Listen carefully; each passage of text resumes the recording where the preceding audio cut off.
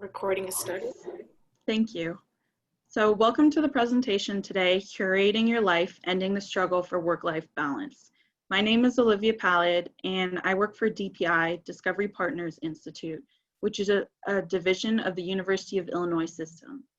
DPI is one of two partner organizations working on TechReady Illinois, which is hosting the webinar today. Before we get into the main portion of the webinar, let me tell you a little bit about TechReady. So as I said, TechReady Illinois is the product of two Chicagoland organizations, DPI and P33. DPI had originally planned to launch their workforce development initiative in 2021. Then COVID-19 came along and everything changed. With so many people unemployed in the state and across the country, we knew that we needed to pull that launch forward right away. We partnered with another local group, P33, and brought TechReady to light very quickly. TechReady is focused on increasing the availability and access to training programs in high-demand tech fields. We have 10 providers delivering over 20 programs that include content for all skill levels from introductory to advanced. They run from a weekend to 32 weeks of learning and from free to several $1,000s for a full certificate. To learn more, please visit us at techreadyillinois.com. So now let's get to the subject at hand today. The thought of work-life balance makes many people cringe. Our guest speaker today, Gail Golden, states, "Most of us make the cardinal mistake of comparing our own insides to other people's outsides. We think that because other people look put together, they must feel all put together. But I can confidently say nobody is doing it all." Throughout her 25 years as a practicing psychologist, and 15 years as an executive coach, Gail Golden recognizes the crucial interrelationship between a leader's productivity and performance and his or her personal fulfillment.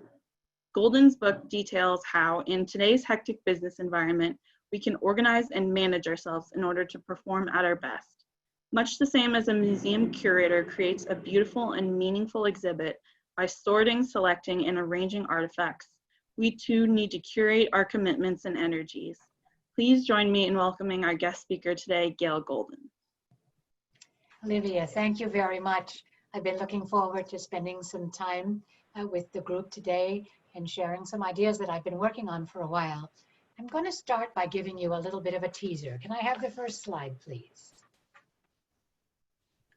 I thought a while ago, for me, what would my perfect workday be like? And here's what I came up with. I would wake up in the morning refreshed. I would take a quiet moment to look forward to the day. I would eat good meals and work hard. I would get stuff done that matters. I would enjoy my coworkers, get some exercise, have some good time with family or friends, learn something new, appreciate my good fortune, have some fun, and go to bed at a reasonable hour and sleep well.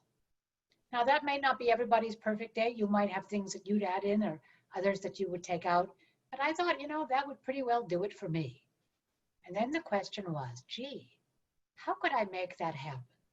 If not every day, most days, how could I get more of those wonderful, perfect work days? And that's what the presentation is about. Next slide, please.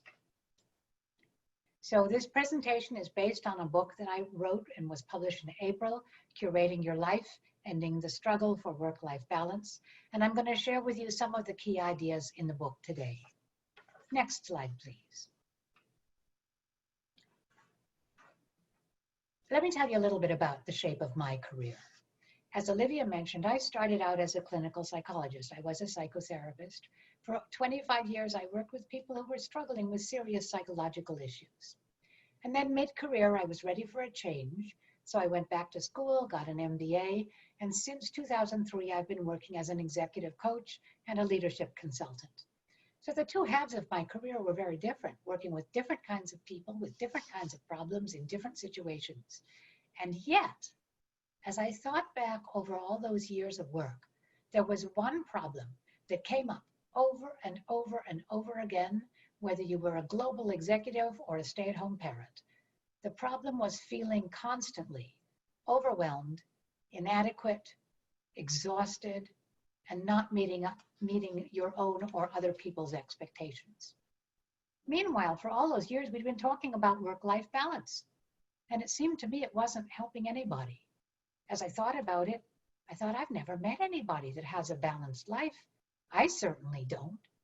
There's something wrong with this. And furthermore, an additional part of the problem was that we looked at other people and we imagined that they had it all figured out, that their life was all perfectly balanced, and that just made us feel worse about ourselves because we knew that we didn't. So the secret that I began to realize is that those people who look as if they have it all put together, their insides are just as messed up as yours and mine. They probably hide it a little better, perhaps.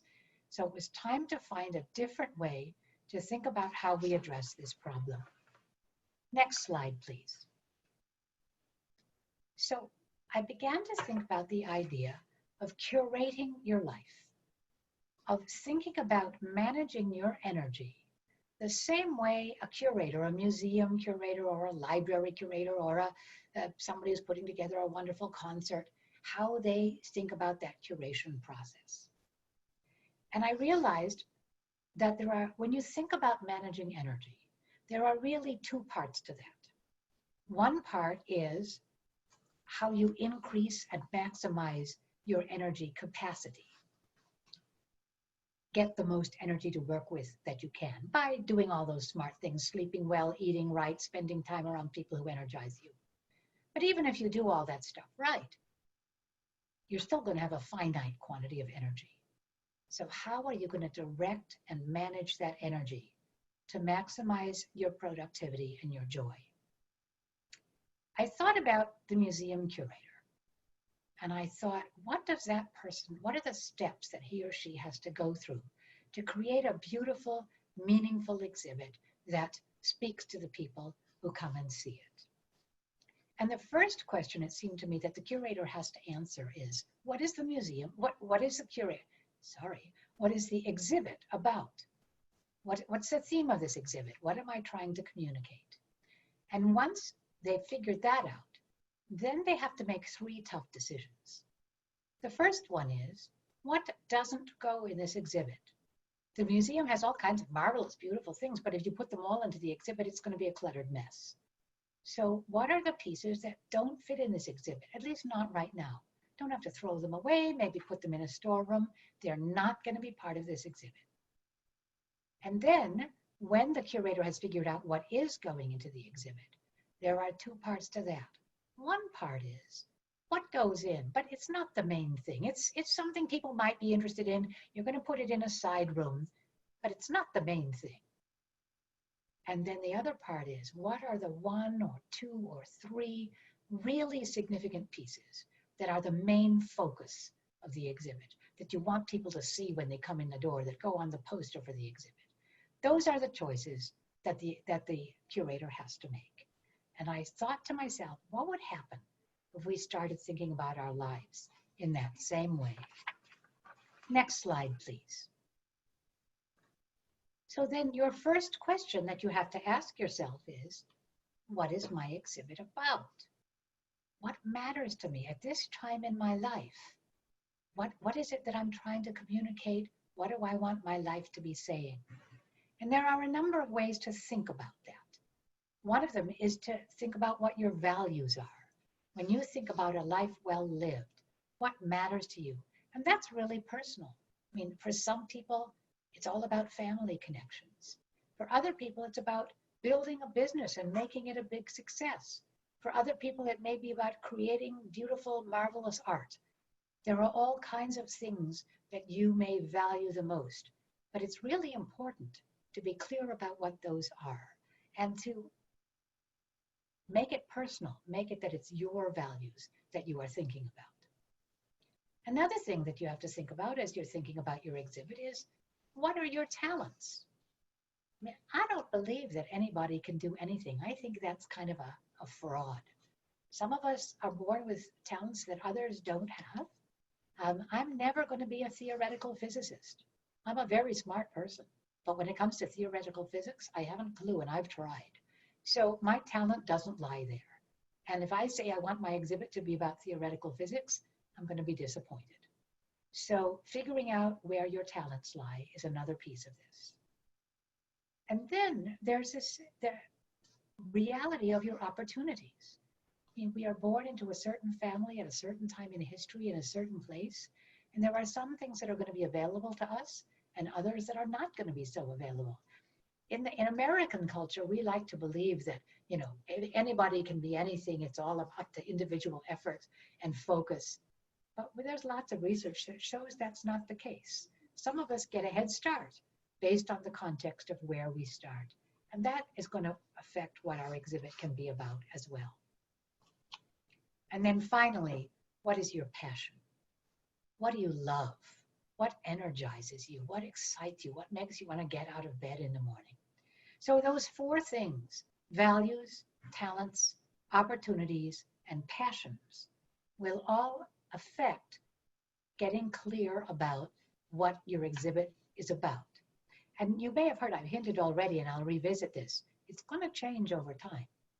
I mean, it would be kind of sad if your exhibit was exactly the same when you're 75 as when you're 25. So over time, you have to change and re-curate your exhibit.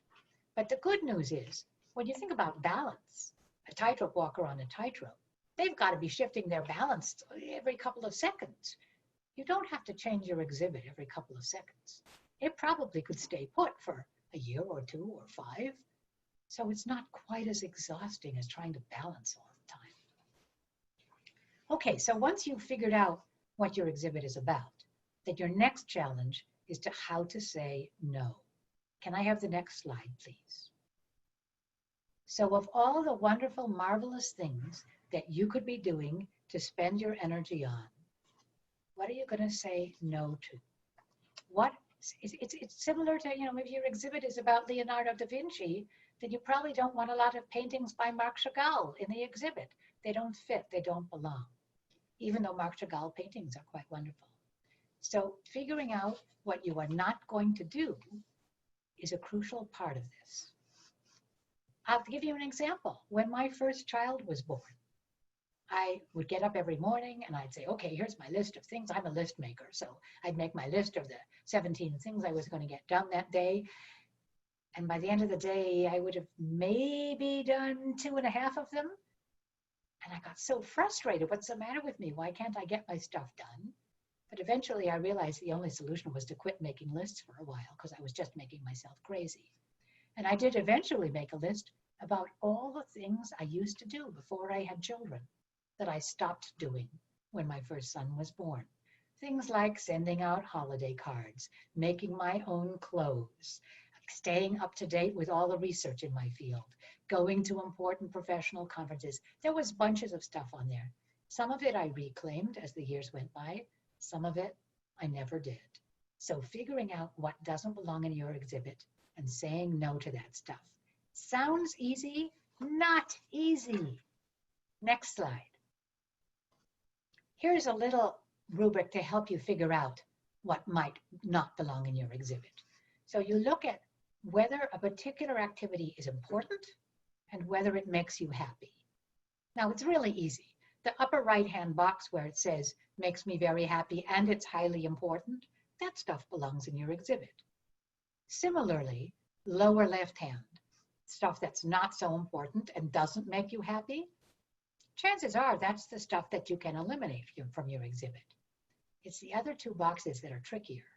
The stuff that's really important but doesn't make you happy, or the stuff that really makes you happy, but you can't justify that it's important.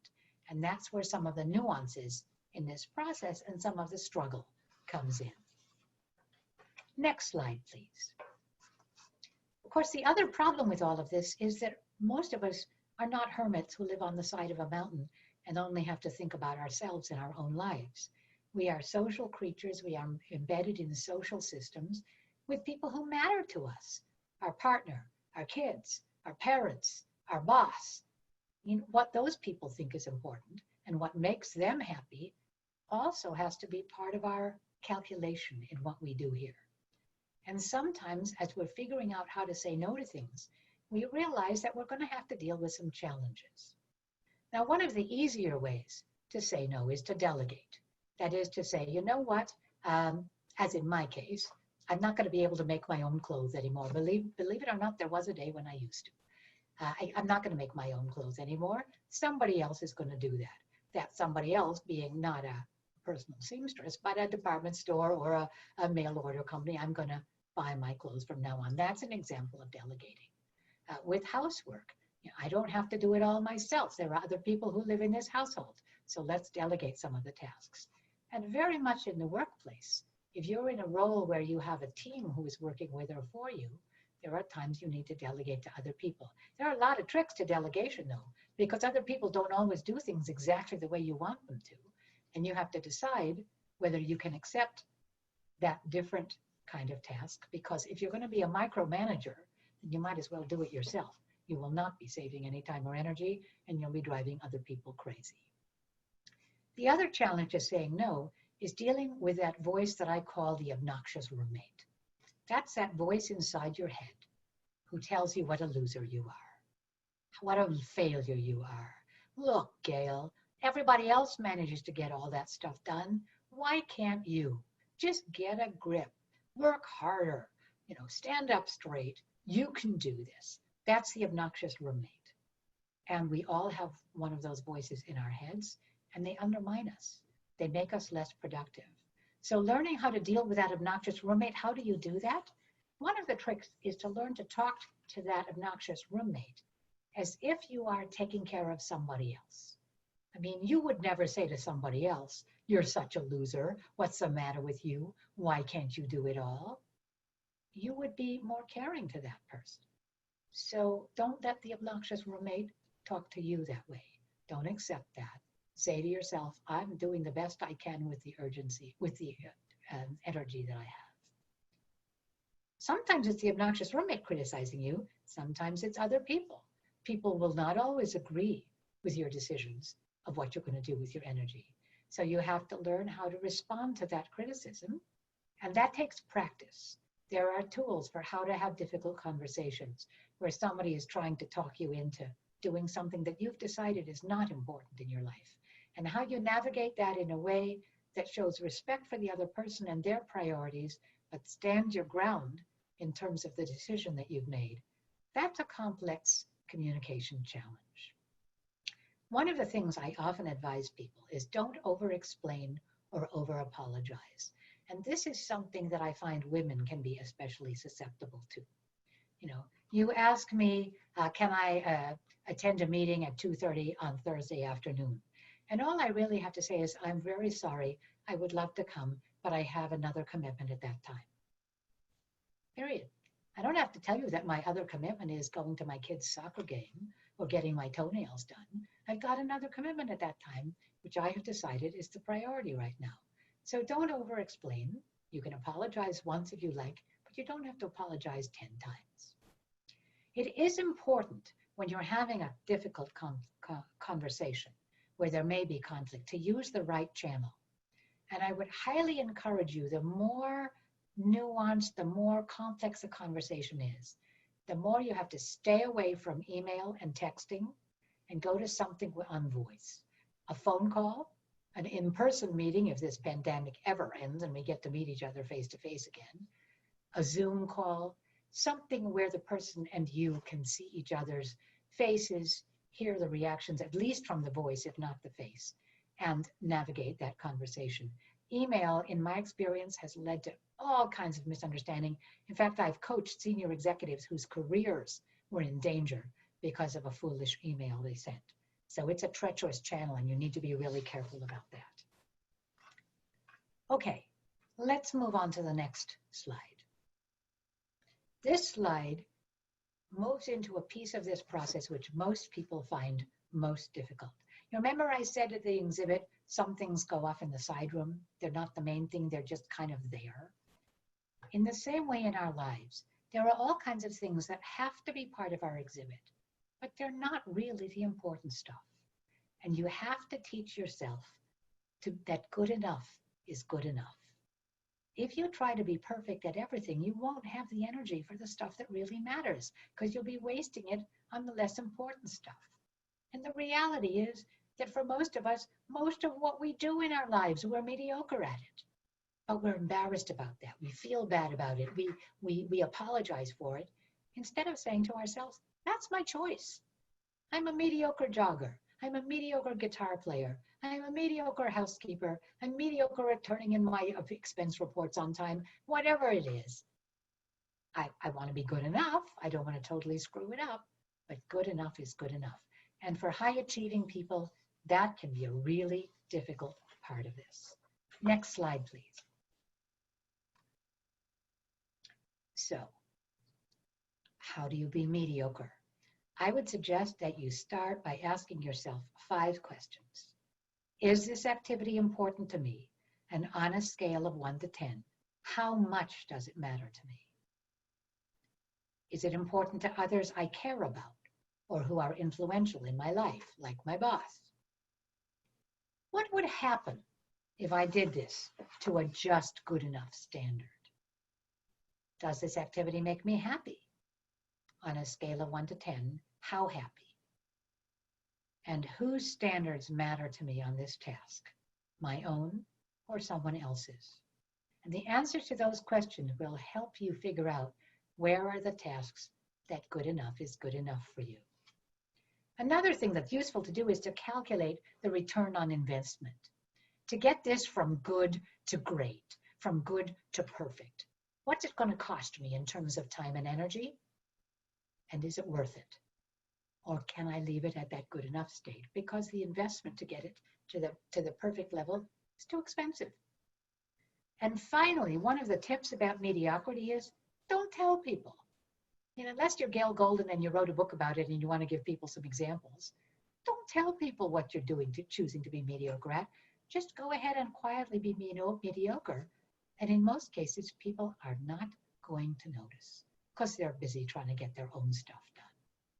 So those are some of my tips for how to deal with learning to accept good enough, not in everything, but in those things that are of medium to low importance, that have to be your exhibit, but aren't the main thing.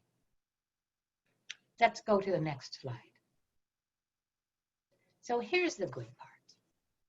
If you say no to the things that really don't belong, if you let yourself be just good enough at the things that's good enough, you will have the energy for your greatness, for what really matters in your life, what it is that you're meant to do.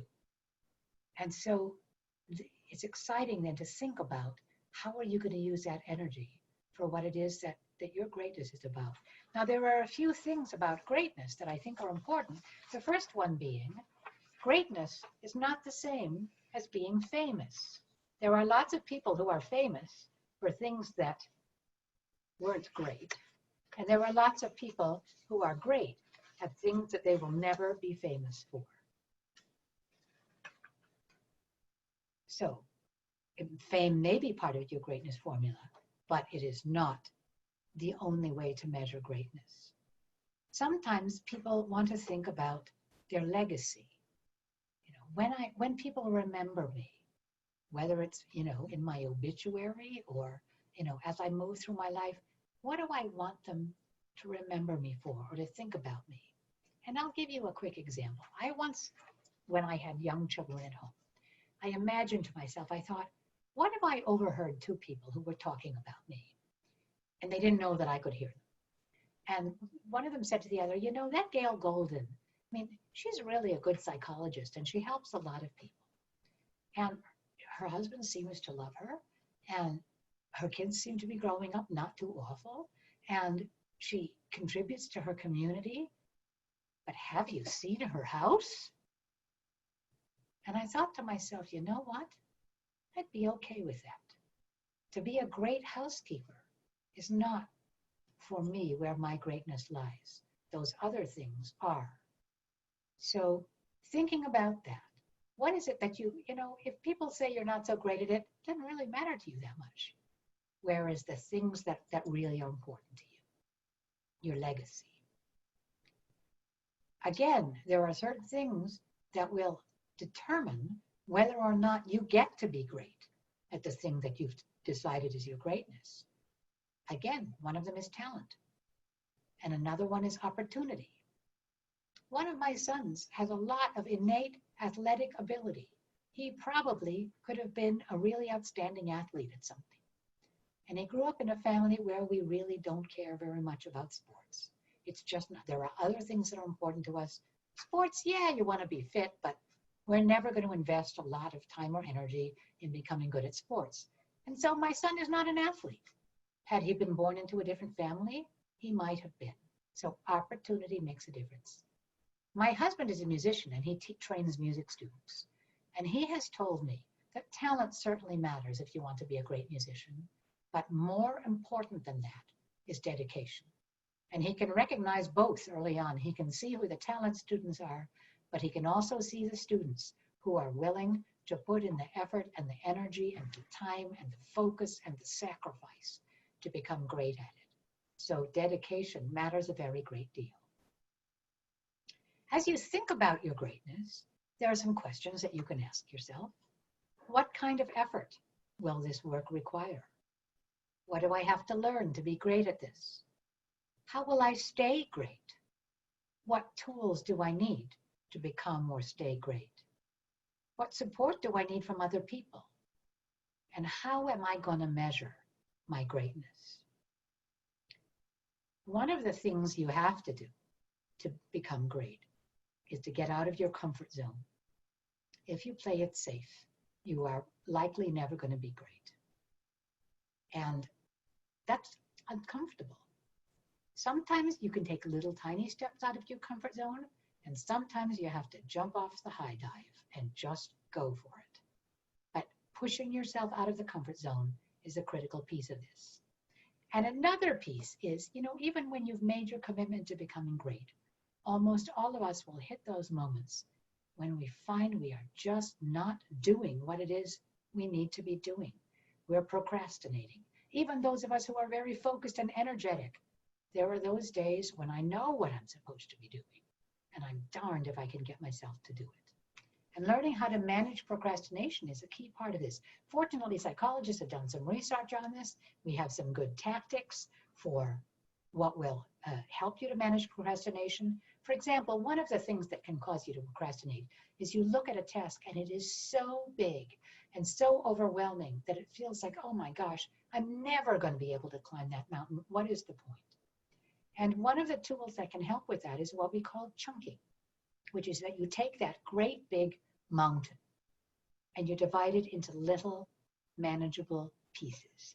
You do just the first step. I'll give you a very simple example. I used to go to a very, very busy grocery store where the lines at the checkout were really long. And the cashiers were really fast, but nonetheless, the lines were long. And I used to wonder, how does the cashier not just throw up her hands and start crying when she sees that there are 15 people in the line and people are getting all ticked off? And what I realized was the cashier was never looking at the line. She looked at the food that was on the conveyor belt in front of her. She just focused on, what's the next step? What do I have to do next? And that's how she made it through her shift. So chunking, cutting things into little pieces, can make them more manageable and give you the energy to move ahead. I do want to make one other quick point, though, about procrastination. Much of the time it is us getting in our own way, but sometimes when you find you're procrastinating, there's a really good reason. You've chosen the wrong goal. You really aren't. That isn't the right goal for you. And I'll give you a quick example from my own life. A few years back, I set out to write a book. I was going to write a book. It was going to be good for my business. I was looking forward to writing that book. I hired a researcher to help me. 3 months later, I had written not one word. And that's very unusual for me. So I thought, what the heck? And I realized I'm trying to write the wrong book. I'm not that interested in this topic. And there's another topic that I'm really interested in, namely curating your life. That's the book I'm supposed to be writing. So the procrastination actually helped me to realize that I was on the wrong path. So you need to pay attention to that. All right, we're doing okay on our time. Let's move to the next slide.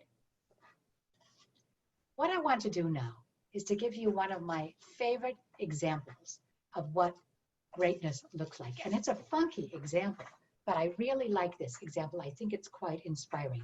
I don't know if any of you live in or have been to Los Angeles, but the Watts Towers is a structure that's in Los Angeles, and I'm going to tell you just a little bit about it. The first time you see them, you cannot believe your eyes. You're driving through one of the bleakest urban ghettos in America, the Watts neighborhood of Los Angeles, and there against the horizon is a collection of fantastic metal structures. They seem completely out of place and otherworldly. And then as you draw near, you discover that they are totally covered with the wildest mosaics. What the heck is going on here? The Watts Towers are the largest work of art on the planet that was built by one person alone. That person was Simon Rodia, a tiny, illiterate Italian immigrant who worked in construction. In 1921, Rodia decided he wanted to do something big. He bought a small lot in Watts near the train station so people could see his work. And for the next 33 years, he spent every moment of his free time building the towers. He used no scaffolding, no power tools, no welding, and no bolts. The Watts Towers are challenging on several levels. Let's face it, what kind of a nut spends 33 years of his life building something bizarre and useless? Yet on the other hand, what a magnificent achievement. Rodia wanted to do something big, and by golly, he did it. The towers are breathtakingly beautiful, and many people find them spiritually inspiring. They are the embodiment of passion and individuality, and once you have seen them, it is hard to stop thinking about them. That's an example of what greatness looks like. Not mine, probably not yours, but it was Simon Rodia's. Next slide, please. I'm going to share with you now what I call the magic question, and this has to do with when you've established your exhibit and somebody comes to you and has something that they would like you to do, some opportunity, some great new project they'd like you to participate. And you think about it, and it's really appealing, and you'd like to do it. Here's the magic question you have to ask yourself. If I am going to do that, what am I going to do less of? I mean, let's face it, most of us don't have a lot of empty space in our lives where we're staring into space, wondering what to do with ourselves. We are busy. We are already using our energy to capacity. So if I'm going to add something, I've got to take something away. It's like a stovetop. If you've got a 4-burner stove, you cannot cook 17 pots at the same time. The maximum is 4. And if you want to put another one on, you've got to take something off. If you cannot think of something that you are willing to do less of, then you cannot take on the new project. And I'll tell you, that has saved me from some bad decisions, and I suspect it could save you from them as well. Next slide, please. Curating your life is a tough discipline. It requires you to think hard about who you are, about what you want, and about how you're going to organize your energy, and then stick to those decisions that you've made. I believe in discipline. I think discipline is the way to a good life, a way to be free. Without discipline, our lives are a scattered, aimless mess. But I also know that no system of discipline can you follow it every day, all the time. Every culture on earth has days built into the calendar where you get to break the rules. And we need to break them as well once in a while. I call it busting loose. And one of my favorite concepts is the concept of the gray zone. Okay. There's the black zone. That's when you're doing stuff that is really stupid and destructive. You're driving drunk. You are stealing from your employer. You are really engaging in destructive behavior. Don't go there. Stay out of that zone. And if you find that you are in it, get yourself out. There's the white zone where you're being exemplary. You're living the life that you want to be. You are treating other people with kindness and respect. You are clear about your priorities. You're doing the stuff on your list. In between is the gray zone, where you get to be a little bit bad. You don't drive drunk, but maybe you have a second martini when you know that it's going to make you silly. Or you made a commitment to write your book this afternoon, and instead you find you're watching television or playing a video game instead. We all do that. And incorporating that and giving ourselves permission to bust loose and then to pull back and get back on track again is an essential part of how you can curate your life successfully over the long run. Okay, next slide, please.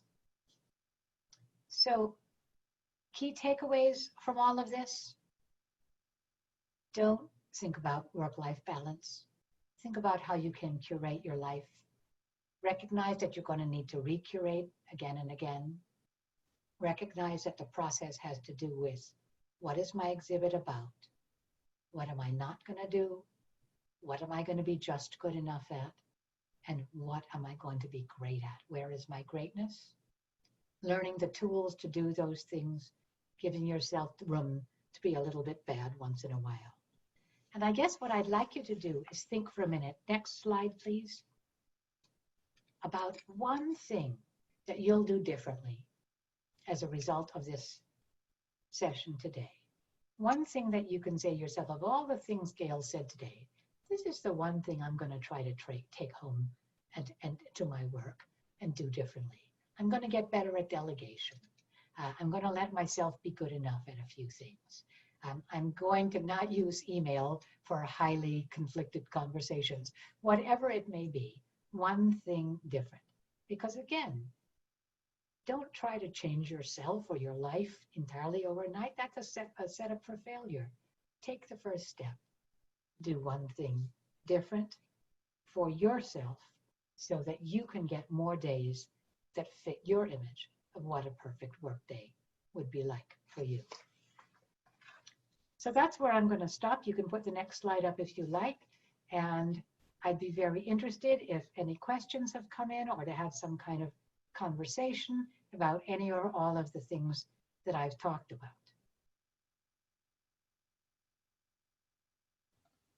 Hi, Gail. Hi. This is Chris, and I just want to thank you first for your incredible presentation and for, something that I've always thought of as like conscious decisions, but I love the framework you put around this to really help us think through a methodology about how to tackle some of these really challenging things. Question for you is about, we talked about knowing what you value and knowing what you're good at, but so many times people want to figure out like what their passion is. Like, how do you get from what you're good at, what you value, and what you think is important to really honing in on your passion? That's a really good question. And, I think in some cases, that's relatively easy. People just know, oh my gosh, I know this is what I was meant to do. But at other times, especially I think early in your career, when you're trying things out, it can be more difficult to be clear about that. Maybe there are a lot of things that you're excited about. So one of the first things that I would say is do experiments. Try stuff. There are little ways to do experiments. Spend an afternoon doing something, or talk to somebody who is doing the thing that you're thinking about, and just get a feeling for when you've engaged in that. Do you walk away feeling excited, or do you walk away feeling like, oh my gosh, that would be so difficult to do? I think it's being in touch with your own energy and your own emotions. So doing experiments, I think, is a good way to do that. I remember the first time I taught a big lecture class. In one of the previous phases of my career, I was teaching a lecture class with 500 students at the local university. And the first class that I taught, at the end of the class, I walked away. Now, many people at that point would be feeling exhausted and drained. I was so hyped, so pumped, so energized. I thought, I love this. Okay? That's really useful information for me.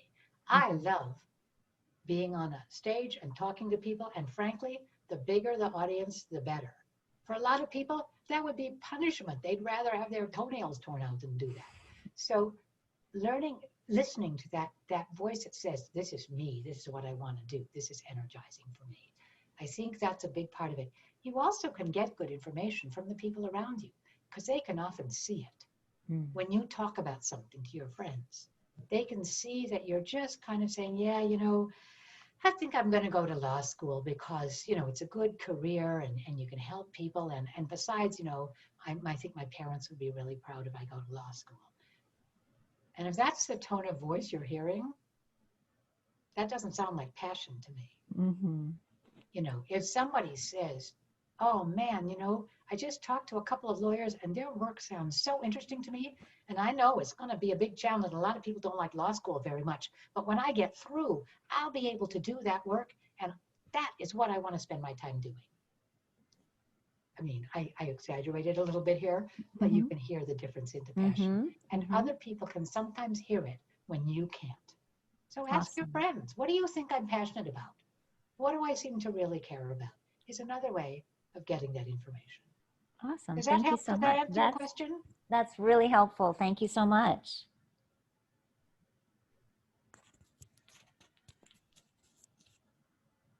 Anything else that you'd like to talk about?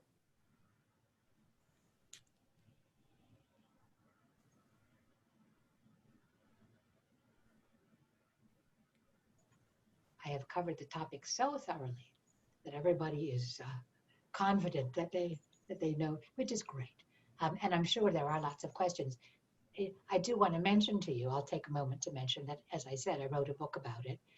There's a lot more in the book than there was in the presentation. So feel free to go to your local library and find the book. Is somebody else going to take back the microphone at this point? So I have another question for you. When I say no, I feel guilty, and I think a lot about other people's expectations. How do I get past that? You know, I don't know if we ever entirely do.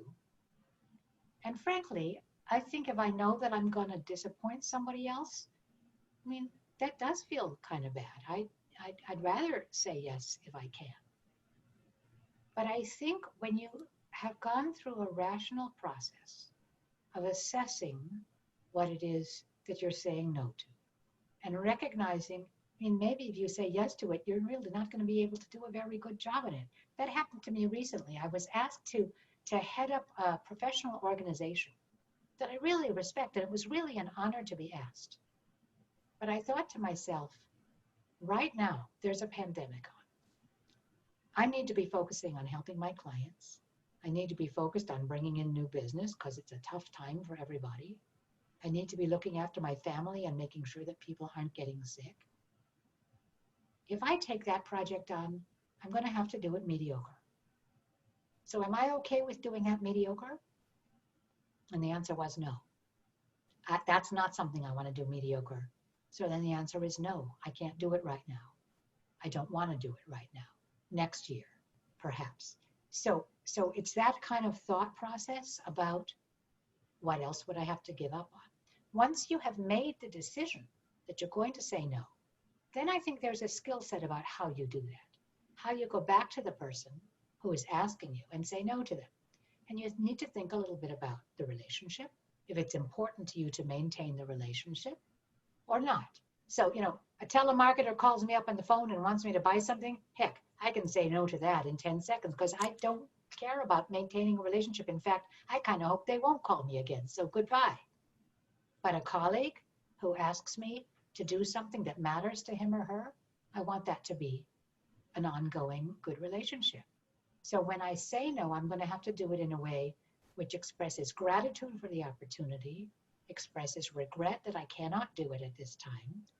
Maybe I give an explanation, or maybe I just say, I'm sorry, I love the word bandwidth. It's really useful for this conversation. I'm sorry, I just don't have the bandwidth for it right now.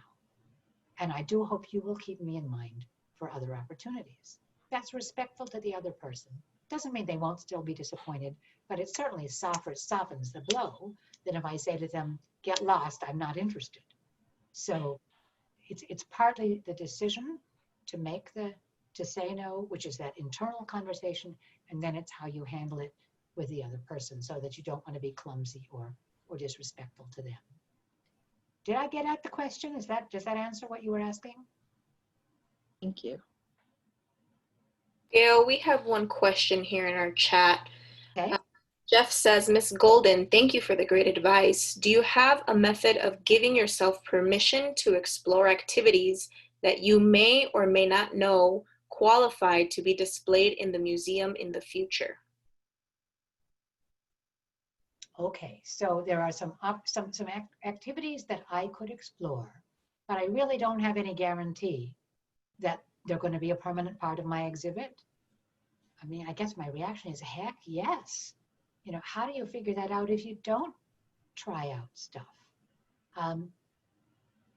Look, I know stories. For example, there's a story in my book about a gentleman who really, really wanted to be, actually, he wanted to be a physicist.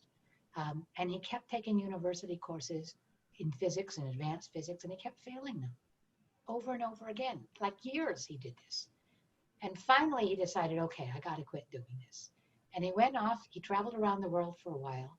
And when he went back to university, he majored in, I don't know, French literature or something like that. Utterly different. And he was great at that.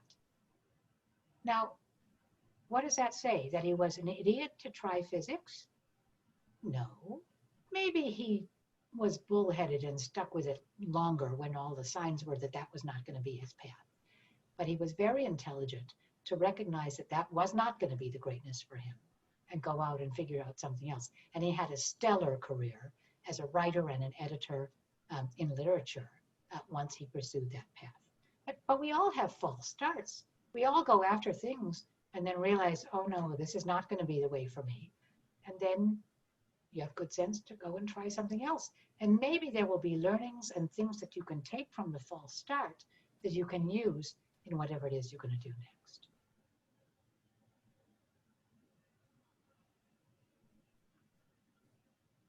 Thank you, Gail.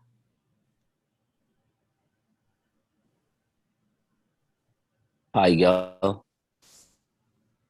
I'm hearing a voice. Yes, my name is Mustafa.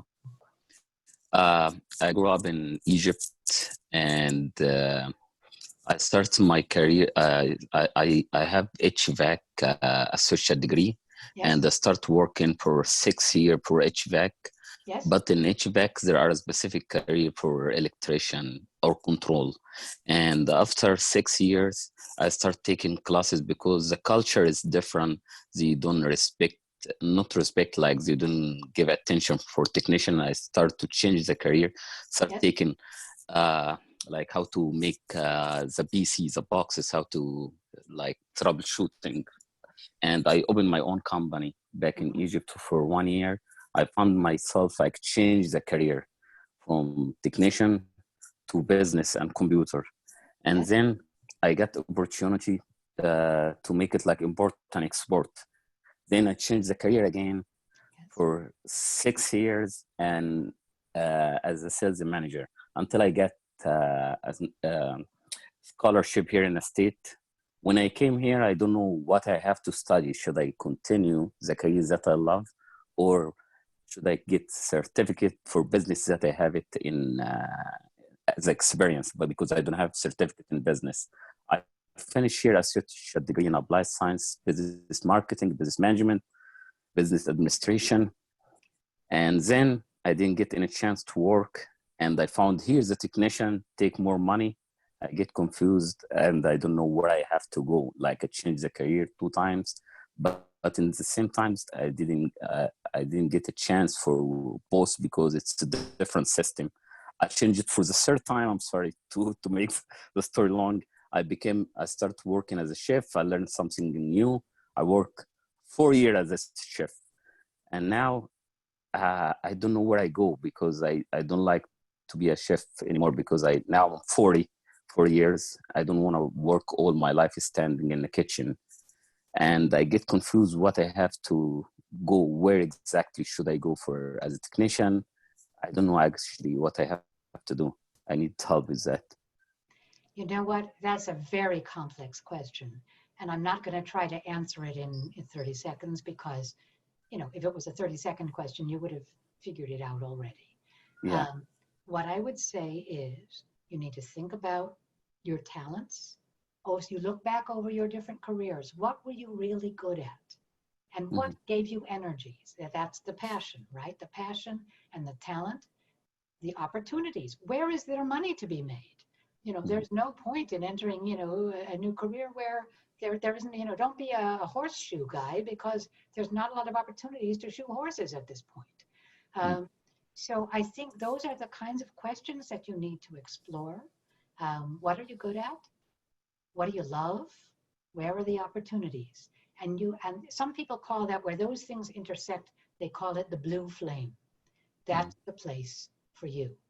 Again, I wouldn't presume to try to answer that question, but that's the framework that I would offer to you: talent, opportunity, and passion. Because I hope that's helpful to you, and good luck to you. Sounds to me like you've already showed a lot of resilience in trying new things. And I bet you will bring that same kind of energy to your next decision. Yes, go ahead. I'm sorry. What do you think? Can I change the career for IT or something that I want, or it's better to focus in something that I already have it as experience? With your, what you think? Like, yeah, you know what? Advice. Again, it's a complicated question, to be honest. I'm not as still familiar with the IT landscape to know even whether that's an easy bridge or a difficult one. I think talking with a career coach would be helpful to you, somebody who's more knowledgeable about that specific question, and that would be really outside my area. I do want to move to a different question for a moment, if I may, because I saw something come up in the chat, which Thank is you. somebody asked me about my use of the term "Watts ghetto," and I want to apologize for that. That is an example of using language that was acceptable a while ago and isn't anymore. It has implications which I did not mean to imply, and I appreciate the feedback. I will be more careful about my language in the future. So thank you to the person who called that out. That's an important part of communication right now, is to be sensitive to the ways in which words resonate and being careful of how we choose our words. And I made a misstep there. So that was on me, and I'm sorry.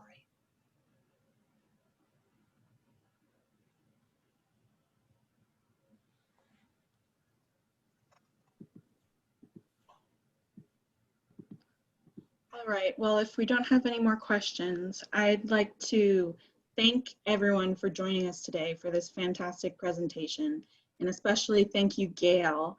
It was an illuminating conversation, and I hope everyone has learned many things that they can apply to their job searches and their searches for careers.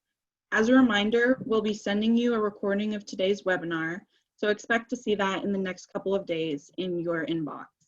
We'll also include an invitation to our 2 upcoming webinars, Edge Computing and AI on August 19th, and Security Threats and Mitigation on August 26th. Both will take place at the same time, 12 p.m. If you enjoyed this webinar and want updates about further TechReady opportunities or further TechReady webinars, we invite you to like us on LinkedIn and Facebook. We're TechReady Illinois on both of those platforms. Thank you again, everyone, and have a great day.